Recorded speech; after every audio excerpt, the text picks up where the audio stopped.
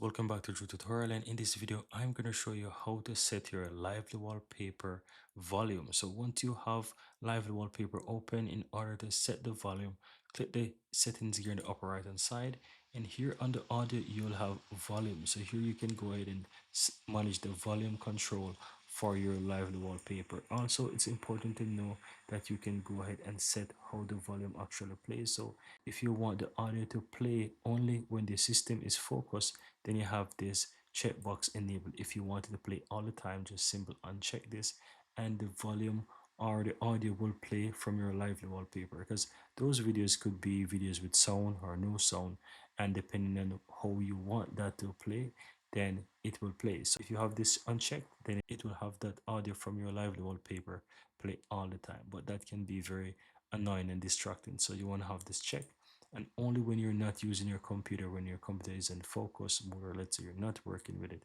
then it will start to play those music, and it will be like a background music or a screensaver music. So that's how it will work, and that's it. Very easy and very simple.